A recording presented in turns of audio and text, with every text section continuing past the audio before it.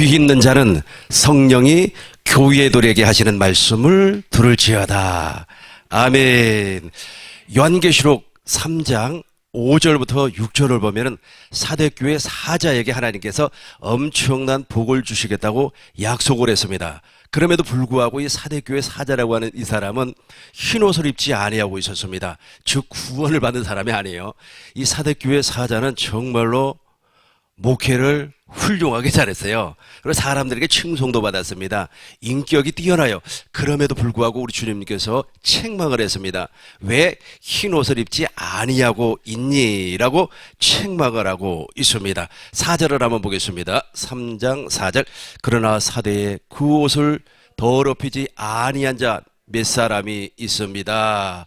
흰옷을 입고 나와 함께 다니리니 그들은 합당한 자흰연고라. 이 말이 무슨 말이냐면은 사대교회 사자는 흰옷을 입지를 아니했어요. 즉 예수 그리스도로 옷 입지 아니했다는 뜻입니다. 물과 성령으로 거듭나지 아니했다는 뜻입니다. 그런데 이상하리만큼 사대교회 안에는 성도들 가운데 몇 사람이 예수 그리스도로 옷을 입고 물과 성령으로 거듭나서 흰옷을 입고 있었다는 겁니다. 다시 한번 읽어보겠습니다. 3절부터 한번 보겠습니다. 3절부터. 그러므로 내가 어떻게 말하였으며 어떻게 들었는지 생각하고 지켜 회개하라. 만일 읽겠지 아니하면 내가 도둑같이 말이니 어느 때에 내가 이럴지를 내가 알지 못하리라. 사대교회 사자 목회자를 우리 주님께서 엄청나게 지금 책망을 하고 있습니다. 왜 지금 벌거벗고 있니? 왜 흰옷을 입지 않고 있니? 라고 하면서 책망을 하며 동시에 회개하라는 거예요. 회개라고 하는 것은 육신의 생명을 십자가에 못 박아 무덤의 장사를 지내버리는 겁니다. 옛사람을 제거해버리는 겁니다. 예수님께서 십자가에서 피 흘려 돌아가셨던 것처럼 우리도 옛사람을 십자가에 못 박아 무덤의 장사를 지내버려야 되는 겁니다. 그리고 예수님께서 제3일 만에 부활했던 것처럼 우리도 하나님의 생명으로 거듭나야 돼요. 그걸 무엇이라고 한다고요? 회개라고 하는 거예요. 회개. 즉 그 회개를 통하여서 무엇을 입어라? 흰 옷을 입어라. 지금까지 이 시간까지만 해서도 저 사대교회 사자는 구원을 받지 못한 사람입니다. 즉 물과 성령으로 거듭난 사람이 아닙니다. 다시 말해서 옛사람이라는 뜻입니다. 여전히 자기중심적인 사람이었다는 거예요. 그러니까 주님하고는 하등의 상관이 없었던 사람이에요. 그런데 우리 주님께서 무엇이라고 말씀을 하셨냐면 그러나 한 번의 기회를 주겠다. 이제는 회개를 하고 너가 어느 부분이 잘못됐는가를 점검을 해서 하나님 앞에 은혜를 구하라는 겁니다. 하나님 앞에 긍휼을 구해라. 하나님 앞에 은혜를 구해라. 그리하면 혹시라도 우리 하나님께서 역사해 주실 줄 모른다는 겁니다. 그런데 더 감사한 것은 저 사대교회 성도들 가운데 흰옷을 입고 있는 사람이에요. 이 사람들은 하나님 앞에 합당한 영고라. 즉 예수 그리스도로 옷 입고 있기 때문에 그렇습니다. 이 사람들이 바로 물과 성령으로 거듭난 사람입니다. 이 사람이 예수 그리스도께서 십자가에서 우리의 옛사람을 십자가에 못 박아 무덤에 장사를 지내고 제3일 만에 다시 부활한 것처럼 하나님의 생명으로 거듭난 사람들이에요. 이 흰옷을 입은 사람이. 그런데 이 사대교회 사자는 흰옷을 입지를 못하고 있습니다. 그런데 그럼에도 불구하고 하나님께서 한 번 더 은혜를 주신다고 말씀을 하셨죠. 그런데 저 은혜가 과연 사대교회 사자에게 100% 임할지는 모르겠습니다. 왜냐하면 우리 하나님께서는 우리를 불러주시는 목적이 있어요. 왜 불러주시는 겁니까? 베드로전서를 보겠습니다.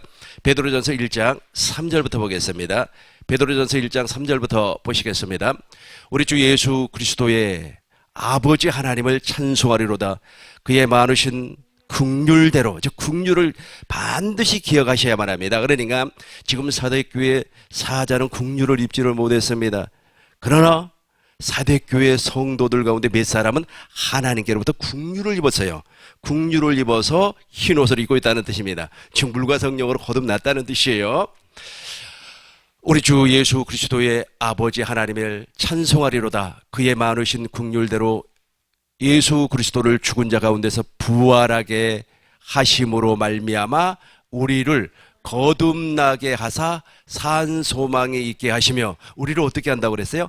거듭나게 하사. 그러니까 하나님께서 우리를 부르신 목적은 거듭나게 하기 위하여서 그래서 긍휼을 입어야 되는 겁니다. 하나님께로부터 엄청난 은혜를 입어야 된다라는 겁니다. 4절을 계속해서 보겠습니다. 4절. 썩지 않고 더럽지 않고 쇠하지 아니한 유업을 있게 하시나니 곧 너희를 위하여 하늘에 간직하신 것이라. 아멘. 하나님께로부터 태어나게 하기 위하여서 우리를 불렀다는 겁니다. 이렇게 부른 사람들 다시 한번 더 보겠습니다.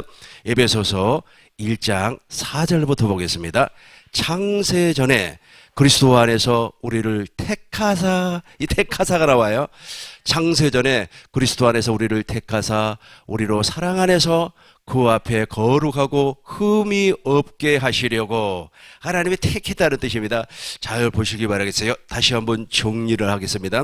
이 사도교회는 두 종류의 사람이 있었습니다. 흰옷을 입은 사람이 있었고 흰옷을 입지 아니한 사람이 있었어요. 흰옷을 입지 아니한 사람은 목회자였습니다. 그러나 흰옷을 입고 있었던 사람은 평신도였어요. 평신도. 그런데 이 흰옷을 입은 사람은 하나님 앞에 엄청나게 긍휼을 받은 사람이었고, 흰옷을 입지 아니한 사람은 하나님께로부터 긍휼을 받았음에도 불구하고 그 긍휼을 입지를 못했어요. 하나님 지금도 우리에게 엄청난 은혜를 주실 줄로 믿습니다. 근데 그 은혜를 입지를 못했어요. 누가? 목회자가. 그런데 그 은혜를 누가 지금 입었다는 겁니까? 평신도는 그 은혜를 입어서 물과 성령으로 거듭나 버렸어요. 그리고 머리 대신 예수님과 한 몸이 되어서 예수 그리스도로 옷 입어버렸다는 뜻입니다. 그런데 우리 주님께서는 아마 그 흰옷을 입었던 그 사람들을 창세전에 그리스도 안에서 우리를 택하사, 그 사람들을 택하사 우리로 사랑 안에서 그 앞에 거룩하고 흠이 없게 하시려고. 계속해서 5절을 보겠습니다. 5절. 그 기쁘신 뜻대로 우리를 못하사 예정하사 예수 그리스도로 말미암아 자기의 아들들이 되게 하셨으니. 아멘. 그러니까 이렇게 되는 겁니다. 지금 사대교회 사자는 정말로 하나님 앞에 충성된 일꾼이었습니다. 아마 열심히 전도도 하고 열심히 목회도 하고 열심히 설교도 했을 겁니다. 그럼에도 불구하고 그 사자는, 목회자는 벌거벗고 있어요. 영적으로 벌거벗고 있다는 뜻입니다.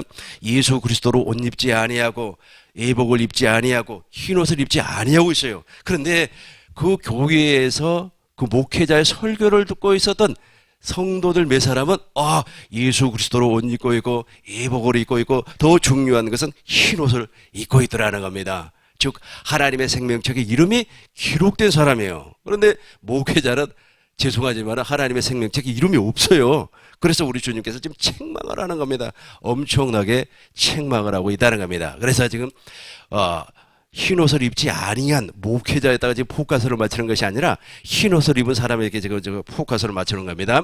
그래서 그 흰옷을 입은 사람은 도대체 무슨 은혜를 받았길래 그 사람들이 하나님 앞에 저렇게 흰옷을 입고 머리 되신 예수님과 한 몸이 되었을까? 이것을 한번 살펴보자는 겁니다. 창세기 3장을 보면 아담과 여자가 타락을 해버립니다. 타락을 했다는 말은 윤리적으로 도덕적으로 타락을 했다는 말이 아닙니다. 하나님과의 관계가 끊어져 버렸고 이제는 누구의 종이 되어버렸습니까? 악한 마귀의 종이 되어버렸습니다. 베드로후서 2장 19절을 보니까 베드로후서 2장 19절을 보시겠습니다. 베드로후서 2장 19절. 그들에게 자유를 준다 하여도 자신들은 멸망의 종도르니 누구든지 한번 같이 한번 해요. 누구든지 진 자는 이긴 자의 종이 됨이라. 그러니까 지금 누가 져버렸어요? 아담과 여자가, 그렇죠, 마귀에게 져버렸어요. 마귀에게 지다 보니까 마귀의 종이 돼버렸다는 뜻입니다. 누가? 아담과 여자가. 그래서 아담과 여자는 필연적으로 마귀 안에서 살 수밖에 없어요. 왜냐하면 져버렸기 때문에. 누구든지 진 자는 이긴 자의 종이 됨이라. 그리고 로마서 6장 16절에도 무엇이라고 그랬습니까? 로마서 6장 16절도 한번 동일한 말씀이니까 보겠습니다. 너희 자신을 종으로 내어 누구에게 순종하든지 그 순종함을 받는 자의 종이 되는 줄을 너희가 알지 못하느냐. 그러니까 지금 이 말이 무슨 말이냐면 악한 마귀에게 누가 순종을 해버렸어요? 아담과 여자가 순종을 해버렸다는 뜻입니다. 그래서 아담과 여자는 육신이 돼버렸어요. 육체가 돼버렸습니다. 옛사람이 되어버렸습니다. 에베소서 2장 3절에서 말씀한 것처럼 진노의 자식이 되어버렸어요. 다시 한번 보겠습니다. 에베소서 2장 3절 보겠습니다. 본질상 전에 우리도 그 가운데서 우리의 육체 욕심을 따라 지내며 육체와 마음이 원하는 것을 하여 여기서부터 시작. 다른 이들과 같이 본질상 진노의 자식이었더니, 그죠? 이렇게 진노의 자식이 되어버렸다는 뜻이에요. 그러니까 그러니까 진자는 이긴 자의 종이, 그러니까 아담과 여자와 그의 후손들은 마귀의 종이 되어버렸고, 그리고 본질상 진노의 자식이 되어버렸습니다. 육체가 되어버렸다는 뜻입니다. 하나님하고 하등의 상관이 없는 인간이 되어버렸다는 뜻입니다. 이렇게 되어버렸는데 하나님께서는 우리를 긍휼히 여기시고 우리를 불쌍히 여겨주었습니다. 아담과 여자를 불쌍히 여기시고 또 우리를 불쌍히 여겨주셔가지고 창세기 3장 15절에서 메시아를 보내주실 것을 약속을 했고, 창세기 3장 21절에서 가죽옷을 쥐어 입혀준 것처럼 예수 그리스도로 옷 입혀줄 것을 약속을 했습니다. 그런데 놀랍게도 이 약속을 누가 믿었냐면 아벨이 믿었어요. 동일하게 가인도 믿을 수가 있지 않습니까? 가인도 분명히 하나님 앞에 긍휼을 받았을 겁니다. 그럼에도 불구하고 가인은 이 약속을 믿지를 못했어요. 그러니까 우리 하나님께서 가인의 제사는 받지 아니했다는 뜻입니다. 가인이 누구에게 여전히 속해 있기 때문에, 마귀에게, 요한일서 3장 12절에 보니까 악한 자에게 속해 있었기 때문에 이 약속을 믿을 수가 없었어요. 그런데 아벨은 하나님의 약속, 즉 하나님의 은혜 가운데, 하나님의 긍휼 가운데 머물러 있음과 동시에 저 약속을 믿었다는 겁니다. 그래서 저 약속을 믿었기 때문에 아벨이 택함을 입은 사람, 즉 하나님의 애정 가운데 존재한 사람이라는 겁니다. 창세기 1장에서부터 시작해서 11장까지를 원역사라 그렇게 말을 합니다. 그리고 창세기 12장부터 시작을 해서 50장까지를 족장 역사라 그렇게 말을 하는 겁니다. 여기에 중요한 비밀이 감추어져 있습니다. 하나님께서는 75세가 되었을 때 아브라함을 선택을 합니다. 불러주셨어요. 아브라함을 불러주셨는데 우리 하나님께서 아브라함을 통하여서 두 가지를 약속을 합니다. 첫 번째는 가나안 땅을 약속하고 두 번째는 아들을 약속을 합니다. 그런데 이 약속은 반드시 우리 하나님께서 이루어 주어요. 왜냐하면 맹세를 해버렸기 때문에, 내가 주겠다고 맹세로 이 약속을 세워버렸어요. 그런데 하나님께서 그렇게 약속을 했음에도 불구하고 아브라함은 그의 나이 86세가 되었을 때 누구의 말을 들어버렸습니까? 그렇죠. 여종의 말을 듣고, 하갈의 말을 듣고 이스마엘을 낳아버려요. 근데 이 이스마엘은 하나님께서 주시겠다고 약속한 자녀가 아닙니다. 100세가 되어서 누가 태어납니까? 이삭이 태어나요. 그 이삭을 통하여서 우리 하나님께서는 당신의 예정을 진행시켜 나가는 겁니다. 뒤에 문 좀 열어버리시길 바라겠습니다. 문을 활짝 열어버리세요.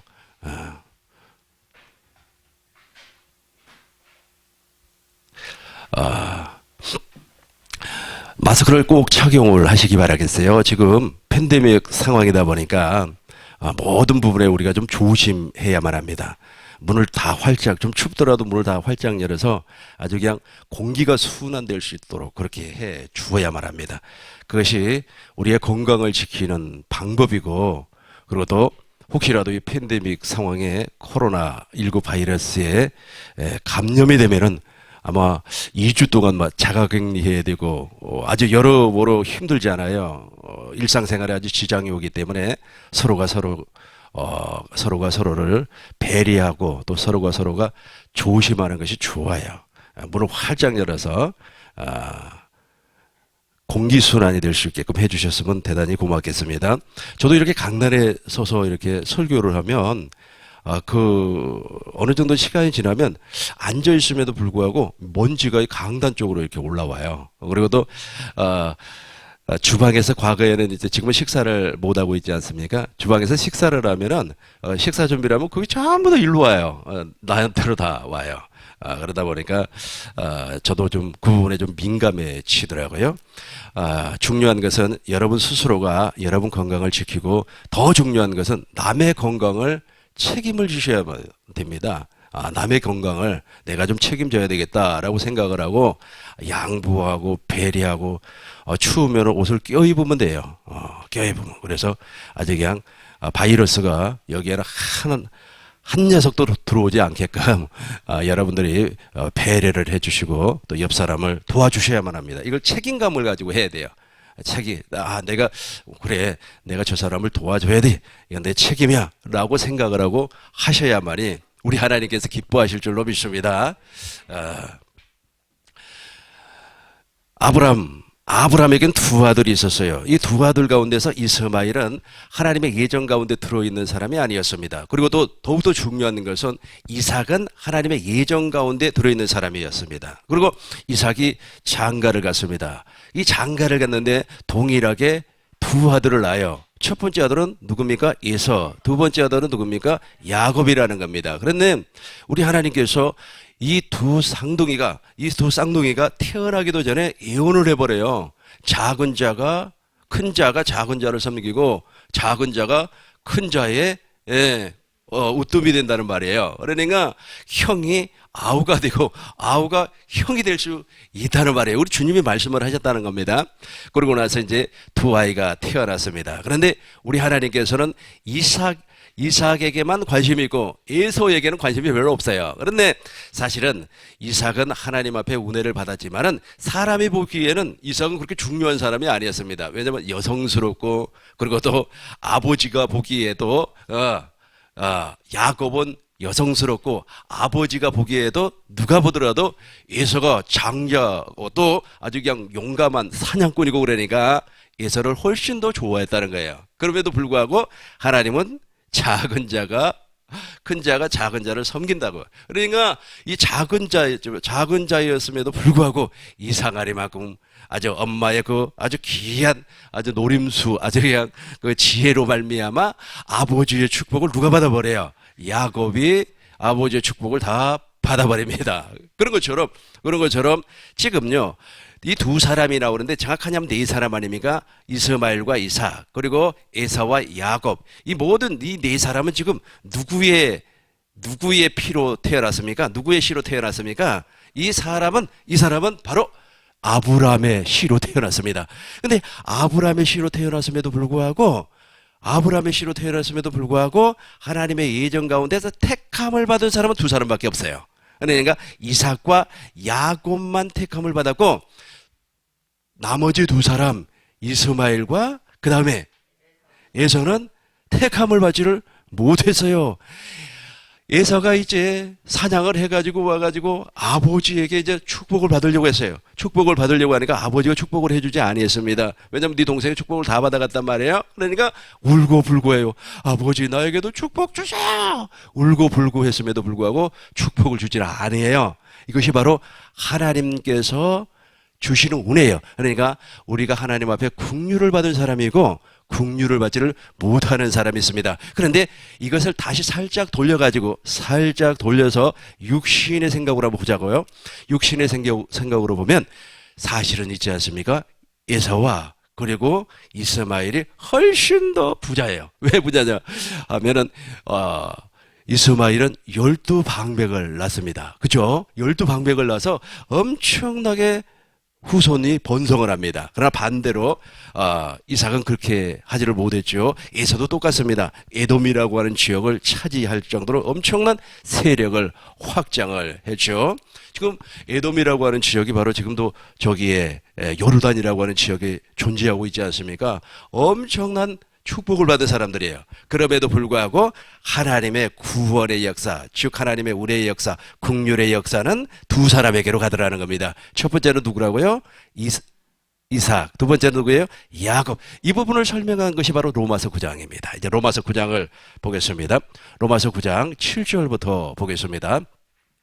또한 아브라함의 씨가 다 그의 자녀가 아니라 그렇죠. 그러니까 여기서 구원받는 친구가 있고 구원받지 아니한 친구가 있어요. 이스마엘도 하나님 앞에 은혜를 받은 사람입니다. 이스마엘도 하나님 앞에 복을 받은 사람이에요. 심지어는 아브라함이 무엇이라고 했습니까? 명년 내년 이만 이때 내가 아들을 주겠다라고 약속을 했단 말이에요. 그러니까 아브라함이 웃으면서 100세가 된 사람이 어떻게 아들을 낳으리요. 이스마일이나 우리 집에서 그렇죠. 잘 되기를 원합니다. 요즘식으로 이야기한다면 출세하기를 원합니다. 다른 거 원하지 않습니다. 그랬단 말이에요. 그러니까 우리 주님께서 아니다. 아니다. 너의 상속자는 너의 몸에서 날 자가 너의 상속자다. 다 그랬단 말이에요. 그러고 나서 100세 이삭이 태어나지 않습니까? 100세 실제로 이삭이 태어나는 겁니다. 그 이삭이 태어난 아브라함의 믿음이 있어요. 그 아브라함의 믿음으로 태어난 친구가 바로 이삭이에요. 이삭이라는 겁니다. 그래서 하나님께서 이스마엘을 통하여서는 엄청난 은혜를 주었지만은 상속자의 권한은 주지 않았어요. 상속자의 권한을 주지 아니하고 창세기 20장 21장 10절에 보니까 네 집에서 쫓아내버리라고 그랬어요. 갈라디아서를 보겠습니다. 갈라디아서 4장 30절 보겠습니다. 갈라디아서 4장 30절.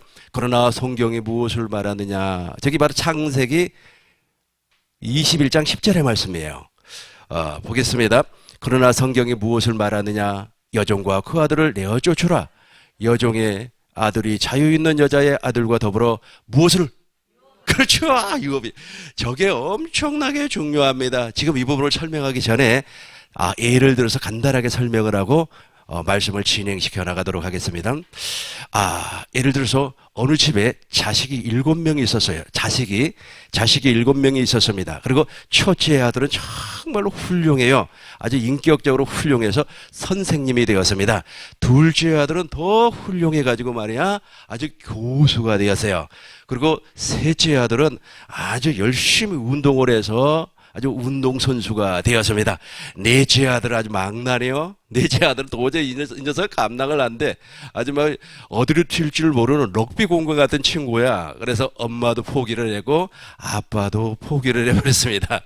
그리고 이제 넷째, 다섯째 이 친구는 평범한 직장생활. 그리고 여섯째는 공무원. 그리고 마지막 막내는 목사가 됐어요. 그러고 나서 이 7명의 형제들을 다 예수를 믿었어요. 예수를 믿었습니다. 다 한 아버지, 한 엄마 밑에서 태어난 사람들입니다.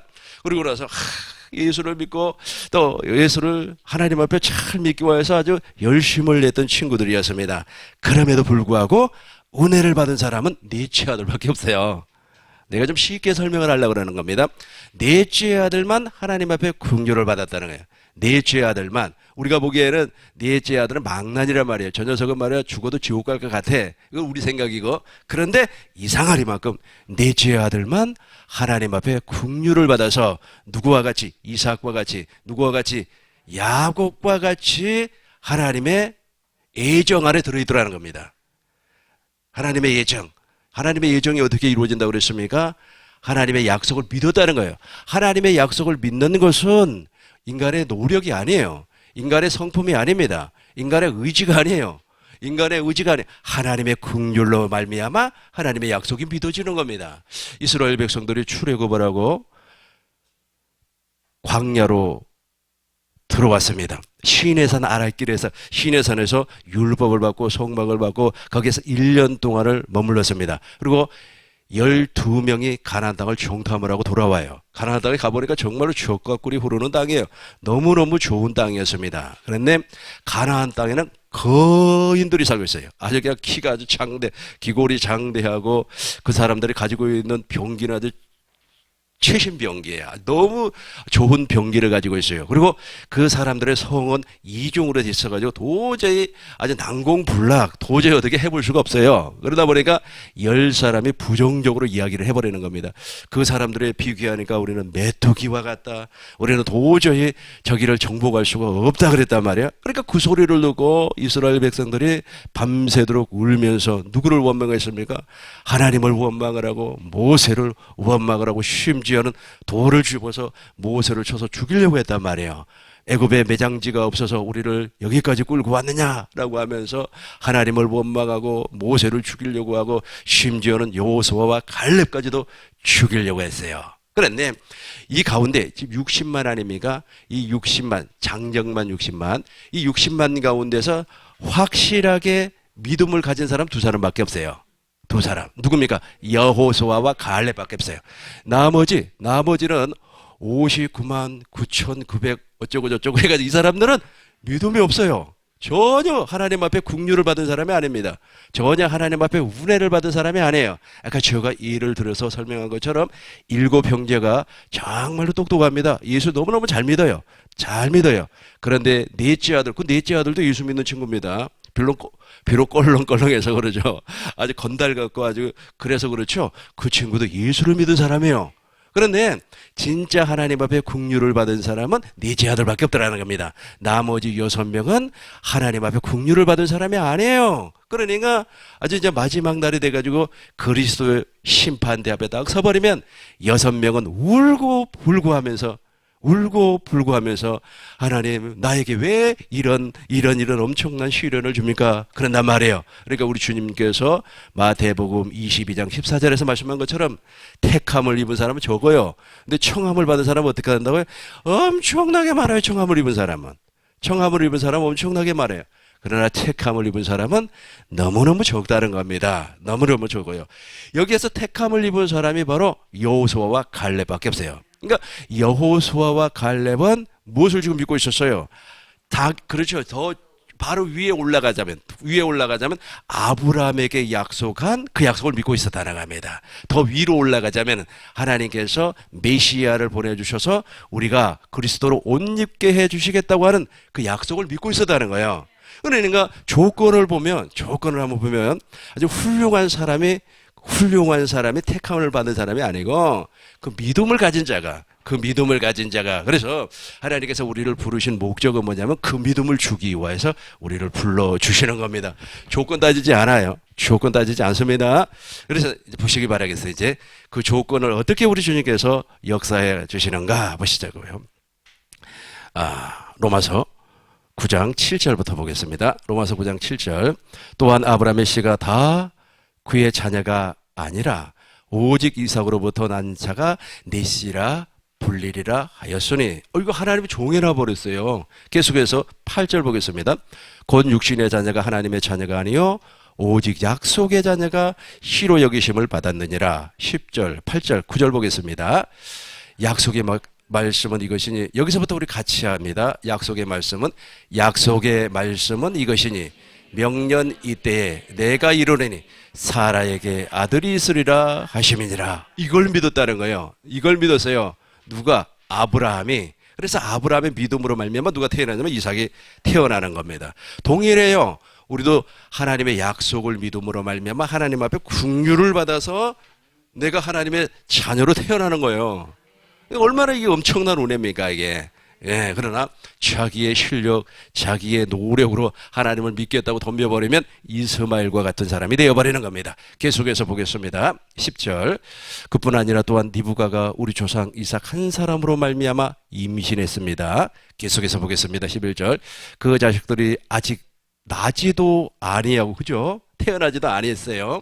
무슨 선이나 악을 행하지 아니한데 택하심을 따라 우리 한번 세 번 해요. 시작.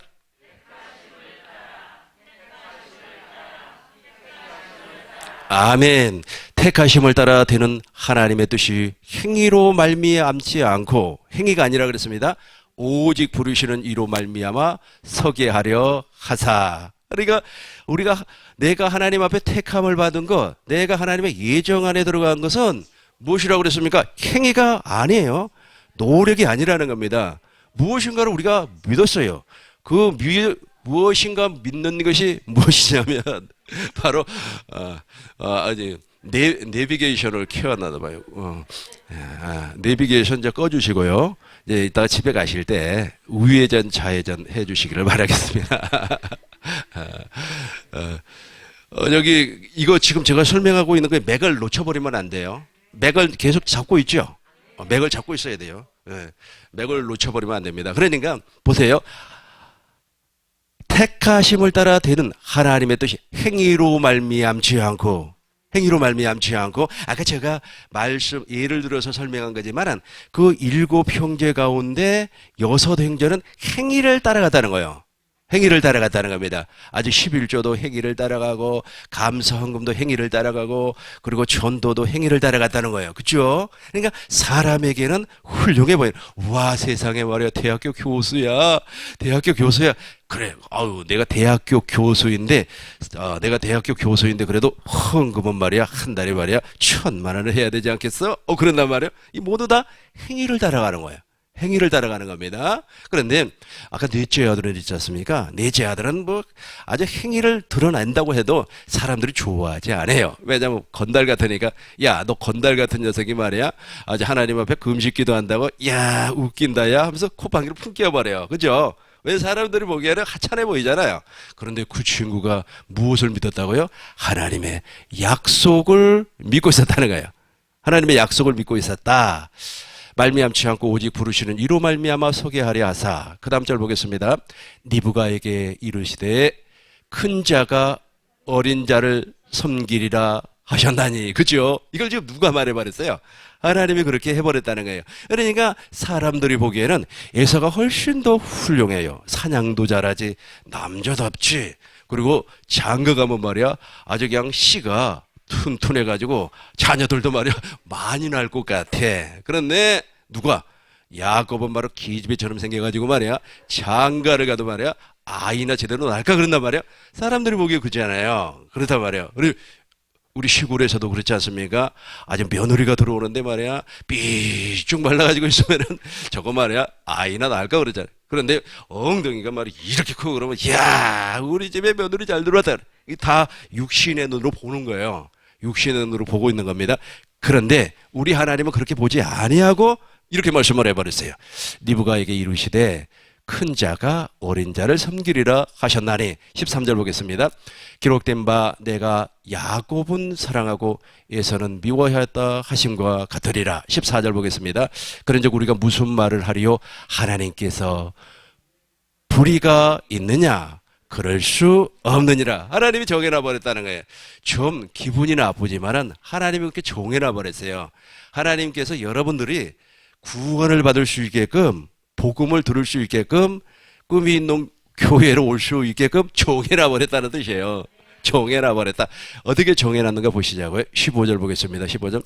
모세에게 이르시되 내가 긍휼히 여길 자에게는 긍휼히 여기고 불쌍히 여길 자에게는 불쌍히 여기리라 하셨으니. 이 말이 무슨 말이냐면 모세가 하나님 앞에 간구를 했어요. 하나님 얼굴을 좀 보여주세요. 하나님의 영광을 보여달라 그랬어요. 하나님 영광을 좀 보여주세요. 그러니까 우리 하나님께서 모세에게 하신 첫 말씀이 무엇이냐면 내가 긍휼히 여길 자에게는 긍휼히 여기고 불쌍히 여길 자에게는 불쌍히 여긴다네. 그러니까 내 얼굴을 보여주는 것은 네한테 달려있는 것이 아니라 내 권한이라. 이게 내 권한. 내가 보여주고 싶으면 보여주는 거고 내가 보여주지 아니하고 싶으면 안 보여주는 거예요. 그러니까 하나님 마음이에요. 그런데 그러면서 긍휼을 줄 자, 긍휼을 주지 아니할 자 하고 주님이 말씀하셨어요. 그럼에도 불구하고 모세가 계속해서 얼굴 보여주세요 그랬단 말이에요. 그러니까 바위 위에 서라. 그러고 나서 우리 주님께서 바위 틈 사이로 당신의 등을 보여줬어요. 그러니까 모세도 은혜를 받기는 받았는데 온전한 은혜는 아닌 것 같아요. 그렇죠? 그런데 고린도후서 3장 18절에서는 무엇이라고 그랬습니까? 모세의 수건이 벗겨져 버리면은 우리가 수건을 벗은 것과 같이 하나님의 영광을 보매 영광에서 영광으로 변화가 된다 그래서요. 그러니까 반드시 주님의 얼굴을 보아야 돼요. 주님의 얼굴을 본 사람이 바로 은혜를 받은 사람이에요. 엄청나게 은혜를 받은 사람입니다. 다시 한번 계속해서 보겠습니다. 16절 보겠습니다. 그런즉 원하는 자로 말미암이 아니요. 그죠? 아까 내가 설명한 것이 나왔어요. 그러니까 내가 원한다고 되는 것이 아니라는 겁니다. 그런즉 원하는 자로 말미암음도 아니요, 다름질하는 자로 말미암음도 아니요, 오직 긍휼히 여기시는 하나님으로 말미암아. 그죠? 그러니까 하나님 마음이라는 거예요. 모세가 땡깡 놓고 얼굴 보여주세요, 얼굴 보여주세요. 또 어떤 사람은 교회 나와가지고 하나님 보여주세요, 하나님 보여주세요. 그런다고 하나님 보여주는 게 아니에요. 그런다고 하나님 보여주는 것이 아니고 하나님께서 긍휼을 하나님께로부터 긍휼을 입어야 돼요. 긍휼을 입지 아니하면은 안 된다는 겁니다. 다시 넷째 아들로 다시 돌아가겠어요. 7명의 아들 가운데서 하나님의 긍휼을 입은 친구는 넷째 아들밖에 없다고. 그러니까 아주 그냥 6명의 아들들은 아주 사회적으로 그리고 세상적으로 훌륭해요. 그럼에도 불구하고 하나님께서 긍휼을 주지 아니했습니다. 그런데 넷째 아들은 하나님이 긍휼을 주었어요. 지금 내가 이야기한 것은 예화를 든 겁니다. 목사님, 어떻게 성경에 그 말이 어디에 있어요?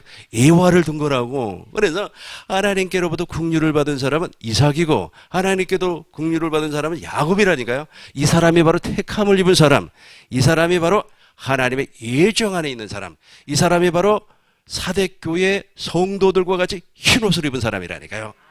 무슨 말인지 이해가 되지요. 이제 예수님 당시에 흰옷을 입은 사람이 그좀 없었어요. 그리고 오순절 성령 강림 사건 이후에 흰옷을 입은 사람이 나타나기 시작을 했습니다. 그러니까 예수님 당시에는 예수님만 아마 흰옷을 입고 있었을 겁니다. 근데 예수님 부활하시고 그다음에 성령 강림 사건 이후에 이제 흰옷을 이제 입는 사람이 나타났단 말이에요. 근데 그 흰옷을 입은 사람들이 바로 택함을 받은 사람이에요. 그 택함을 받은 사람을 사도 바울이 지금 설명을 하면서 두 사람을 지금 예를 들어서 설명을 해요. 그 두 사람이 바로 누구라? 이삭과 야곱이라는 겁니다. 근데 그 사람들이 흰옷을 입게 된 동기가 뭐예요? 택함을 입게 된 동기가 뭐예요? 하나님께로부터 긍휼을 받았다. 내가 무슨 노력을 해서 내가 뭐 하나님 앞에 열심을 내서 받은 게 아니라는 거예요. 하나님 앞에 긍휼을 받으니까 아브라함의 믿음이 나타났다는 거예요. 아브라함의 약속, 그 믿음, 이 믿음으로 말미암아 아까 우리가 베드로 전서 1장 3절에서 말씀드린 것처럼 그 믿음이 산 소망이요, 그 믿음이 우리를 거듭나게 한다니까요.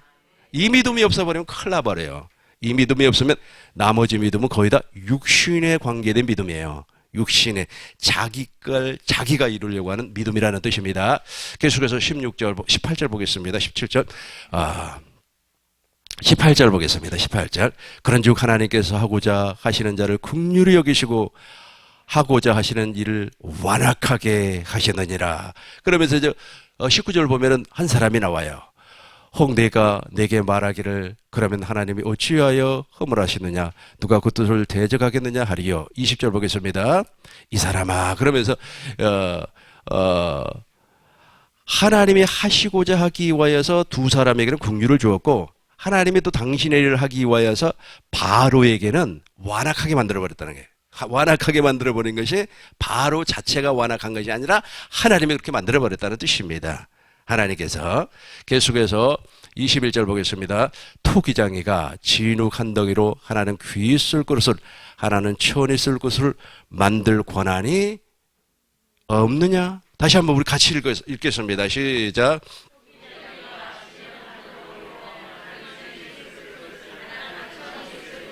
만들 권한이 없느냐? 그렇죠. 그러니까 우리를 구원시켜주는 모든 권한 하나님 앞에 있는데 우리 인간 편에서 보면 여호수아와 갈렙이 하나님의 약속을 믿었던 것처럼 그 믿음이 없으면 안 된다는 뜻이에요.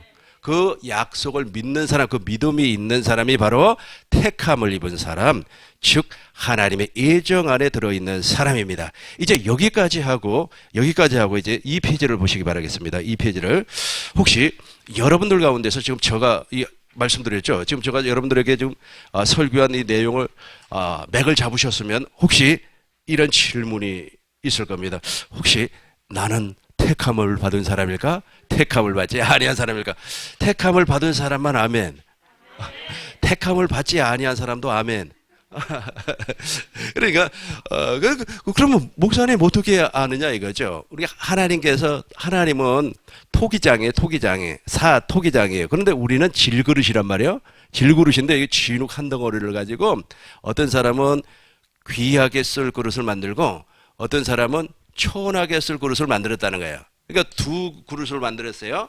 그런데 이 귀하게 쓸 그릇을 만들었는데 이 만드는 것은 하나님 뜻이에요. 그냥 하나님 소관이라는 겁니다. 인간의 노력이 아니고 수고가 아니고 열심이 아니에요. 그런데 인간 편에서 보니까 그 사람들은 하나님의 약속을 믿고 있었다는 겁니다. 그러니까 쉽게 해서 표현하겠어요. 아벨은 창세기 3장 15절과 21절을 믿고 있었고 에녹도 믿고 있었고 그리고 노아가 그것을 믿었다는 거예요. 그리고 아브라함은 100세에 이삭을 줄 것을 믿었다는 겁니다. 그렇죠? 야곱은 동일하게 12방백을 통하여서 하나님의 나라가 이루어질 것을 믿었다는 겁니다. 그래서 약복나루트에서 누구와 씨름을 했습니까? 어떤 사람과 씨름을 했어요. 천사와 씨름을 해서 이겨버렸습니다. 그래서 이스라엘이라고 하는 이름을 얻지 않습니까? 그 이스라엘이 바로 하나님의 나라라는 의미라는 거예요. 그래서 그 야곱도 마찬가지예요. 이 친구들은 전부 다 무엇을 믿었다는 거예요? 약속을 믿었다는 겁니다. 비록 부족하더라도 약속을 믿었어요. 그런데 반대로 있지 않습니까? 가인도 있었고, 그리고 이스마엘도 있었고, 에서도 있었단 말이에요. 이 사람들은 아주 사람들 보기에는 훌륭하지만은 무엇을 믿지를 않았어요? 하나님의 약속을 믿지를 아니했다는 말이에요. 그 말입니다. 그 말이에요. 그 말인데 이제 그 말을 이제 어떻게 정리를 할 수가 있느냐 하면 30절부터 보겠습니다. 9장 30절부터 보겠습니다. 그런즉 우리가 무슨 말하리요? 의를 따르지 아니하는 이방인들이 의를 얻었나니 곧 믿음에서 난 의요. 이 말이 무슨 말이냐면 지금 바울이지 않습니까? 지금 로마서 9장, 그 다음에 10장, 그 다음에 11장을 계속해서 가다 보면 로마서에서 바울이 아주 통곡을 해요. 그 통곡이 무엇이냐면 자기의 동족, 자기의 백성, 자기의 혈족들이 구원을 받지를 못하고 있다는 뜻이에요. 그러니까 이스라엘 사람들은 구원을 받지를 못하고 있다는 뜻이에요. 그럼에도 불구하고 이스라엘 사람들이 구원을 받을 수 있는 조건을 설명을 하고 있는 겁니다. 어떻게 구원을 받느냐? 하나님께서 우리에게 약속한 것이 있다. 그 약속을 믿으라는 겁니다. 그런데 그 당시에 수많은 사람들, 유대인들이 무엇을 의지를 해버렸느냐 하면 자기의 의를 따라가 버렸다는 뜻이에요. 다시 한번, 그런즉 우리가 무슨 말 하리요? 의를 따르지 아니한 이방인들의 의를 얻었으니 곧 믿음에서 난 의. 저 의는 두 가지가 있습니다. 그러니까 이스라엘 사람들은 자기 의를 따라가고 율법의 행위자로, 즉 누구의 피를, 그렇죠, 누구의 영혼의 사상을, 이스마엘과 에서의 사상을 쫓아가 버렸다는 뜻입니다. 즉 육신 아래에서 계속해서 살기를 원했다는 뜻이에요. 자기의 의로. 그런데 이방인들은 그렇지 않았다는 거예요. 이방인들은 여호수아와 갈렙처럼 하나님의 약속을 믿었다는 겁니다. 그래서 믿음에서 나타난 의가 있다는 뜻이에요. 그 말이. 계속해서 보겠습니다. 31절 보겠습니다. 의의 법을 따라간 이스라엘은 율법을 이루지 못하였나니. 그죠? 한 사람도 구원을 못 받았어요. 오늘날도 똑같아요. 중동에 있는 이스라엘 사람들 있죠? 저 사람들도 오늘날도 구원을 못 받고 있어요. 저 사람들은 여전히 이스마엘과 에서의 비를 쫓아가고 있기 때문에. 그런데 이스라엘 백성과 다르게 이방인들은 누구를 따라갔다고요? 이삭, 그리고 야곱과 같이 하나님의 약속을 따라갔다는 말이에요. 하나님의 약속을. 31절 보겠습니다. 의의 법을 따라간 이스라엘은 율법을 이루지 못하였나니. 계속해서 32절 보겠습니다. 어찌 그러하느냐? 이는 그들이 무엇을 의지하지 않고 믿음을 의지하지 않고 행위를 의지하니라. 부딪힌 돌에 부딪혔느니죠. 부딪힌 돌이 누구예요? 예수님이라는 거예요. 예수님하고 탁 부딪혀가지고 박살이 나버려야 되는데 마태복음 21장 43절로 쭉 읽어보면은 이제 이스라엘 백성들에게 우리 하나님께서 무엇을 요구하냐면 열매를 요구해요. 포도원에서 열매를 요구합니다. 근데 열매를 맺지 못하니까 그 포도원을 다른 사람들에게 줘버렸어요. 그러고 나서 우리 주님께서 말씀을 합니다. 돌이 떨어져가지고 거기서 깨져버려야 돼. 박살 나고 가루가 되어버려야 그 사람에게 열매를 맺을 수가 있다라고 비유로 설명을 했단 말이에요. 그런 것처럼 그리스도 행위를 의지하지 아니하고 부딪힌 돌에 박살이 나야 되는데 그렇게 하지를 못했다는 거예요. 믿음의 의지를 하지 못했다는 뜻입니다. 어찌 그리하느냐? 이는 그들이 믿음을 의지하지 않고 행위를 의지함이라. 부딪힌 돌에 부딪혔느니라. 계속해서 33절 보겠습니다. 기록된 바 보라, 내가 걸리는 돌과 거치는 바들 시온에 두노니 그를 믿는 자들은 부끄러움을 당하지 아니하리라 함과 같으니라. 계속해서 34절 보겠습니다. 없습니다. 이제 없어요. 33절. 저 말이 무슨 말이냐면 이사야서에 나와 있는 말씀입니다. 이사야서 6장 11절. 이사야서 6장 11절. 주여 어느 때까지입니까? 주께서 대답하여 이르시되 성읍들은 황폐하며 이스라엘 사람들이 박살이 난다는 뜻이에요. 저 사람들이 바벨론을 통하여서 완전히 깨져버립니다. 저것을 용적으로 설명을 한다면 내가 하나님 앞에 긍휼을 받았어요. 긍휼을 받으면 반드시 깨져야 돼요. 박살이 나버려요. 육신의 생명이 깨져버려요. 육신의 생명이 깨지지 아니하면 여전히 육신이 나의 주인이란 말이에요. 왕이에요, 왕. 그래서 옛사람을 십자가에 못 박아 무덤에 장사를 지내고 내가 그리스도와 함께 십자가에 못 박혔나니 그런즉 이제는 내가 사는 것이 아니라 내 안에 그리스도께서 살아야 되는데 여전히 내가 예수도 알고 내가 하나님도 알고 내가 집사고 장로고 그랬음에도 불구하고 여전히 내가 그리스도와 함께 십자가에 못 박히지 아니했다는 뜻이에요. 그러니까 여전히 내가 왕이에요. 내가 주인이에요. 주인이란 말이에요. 그런데 언젠가는 박살이 나요. 이 박살이 난 사람이 바로 택함을 입은 사람이에요. 하나님께서는 이 박살을 내기 위해서 그 사람을 복음으로 불렀다는 뜻이겠습니다. 이제 계속해서 13절 쭉 내려와서 13절 보겠습니다. 13절 그 중에 10분의 1이 아직 남았을지라도 그것도 황폐하게 될 것이나 밤나무 상수리나무가 배임을 당하여도 그 그루터기는 남아있는 것 같이 거룩한 씨가 그 땅에 그루터기니라 하시더라. 이 남은 자가 바로 하나님 앞에 부름을 받아서 아브람과 그 다음에 이삭과 야곱과 같은 믿음을 가진 자라는 뜻입니다. 이 사람을 무엇이라고 한다고요? 택함을 입은 사람. 이 사람을 또 무엇이라고 말씀을 하셨다고요? 하나님의 예정 가운데 있는 사람. 이제 정리하도록 하겠습니다. 사대교회에는 흰옷을 입은 사람이 있었습니다. 흰옷을 입었다고 하는 것은 예수 그리스도로 옷 입었다는 뜻입니다. 즉 흰옷을 입은 사람, 이 성도는 예수 그리스도 안에서 살고 있는 사람입니다. 택함을 받은 사람입니다. 베드로전서 1장 3절에서 말씀하신 것처럼 하나님께서 산 소망을 주어서 거듭나게 한 사람이에요. 이 사람이. 근데 이 사람 말고 사대교회 목회자는 흰옷을 입고 있지 않아요. 우리가 보세요. 상식적으로 보면 목사가 거듭나기가 빨라요? 평신도가 거듭나기가 빨라요? 그래요.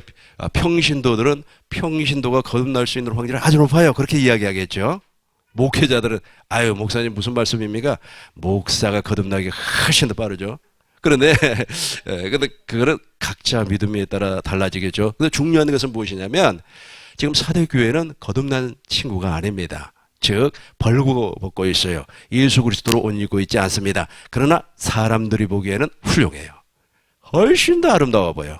훨씬 더 믿음이 좋아 보여요. 그런데 사대교회 성도들 가운데서는 흰옷을 입고 있어요. 흰옷을. 즉 물과 성령으로 거듭났어요. 즉 예복을 입고 있었습니다.